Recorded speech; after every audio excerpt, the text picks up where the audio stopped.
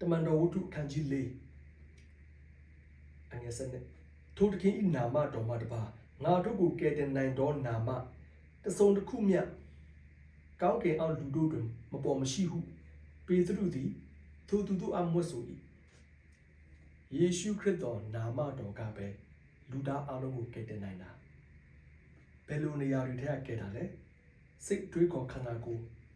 ချုပ်နှောင်ခြင်းတိုက်ခိုက်ခြင်းအဆိုးမြင်ခြင်းမကောင်းတာတွေးခြင်းတွေထက်ကယေရှုခရစ်တော်နာမတော်အပြင်လွတ်မြောက်စေနိုင်တယ်။အိုးဘယ်ဒုက္ခပဲအခက်ခဲလာမလဲအကုန်လုံးနော်အဲ့ဒီမကောင်းတဲ့အရာအကုန်လုံးကိုယေရှုခရစ်တော်နာမတော်ဖြင့်ကျွန်တော်တို့ကကျော်လွှားလို့ရတယ်။ယေရှုခရစ်တော်နာမတော်ဖြင့်သာရဖျားမကြိုက်တဲ့အမင်္ဂလာရှိတဲ့ကိုရိုက်ချိုးဖျက်ဆီးလို့ရတယ်။ယေရှုခရစ်တော်နာမတော်ဖြင့်ကျမ်းမာမယ်အသက်ရှင်မယ်ချမ်းသာမယ်ပျော်ရွှင်မယ်ဝမ်းမြောက်မယ်ရှင်လန်းမယ်ဉာဏ်ပညာတိုးမယ်ကျွန်တော်တို့လူသားအလုံးကိုကယ်တင်တာယေရှုခရစ်တော်နာမပဲရှိတယ်နော်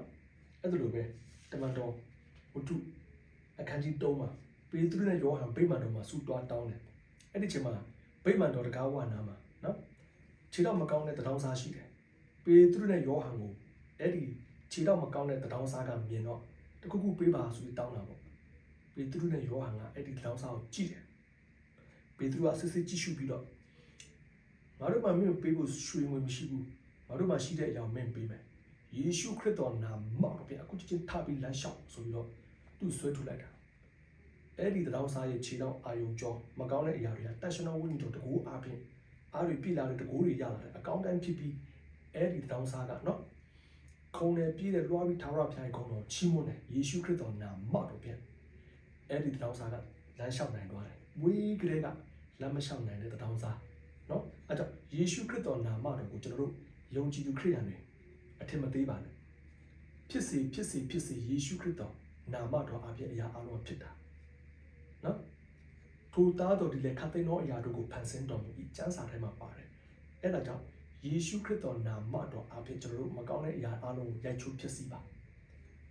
နောက်ခန္ဓာကိုယ်ထဲမှာရှိတဲ့ထာဝရဘုရားမကြိုက်တဲ့အရာတွေကိုယေရှုခရစ်တော်နာမနဲ့ရိုက်ချိုးဖြစ်စီဖယ်ရှားတယ်နောက်ခန္ဓာကိုယ်ထဲကယေရှုခရစ်တော်နာမနဲ့မိတ်ပေးတယ်အာမင်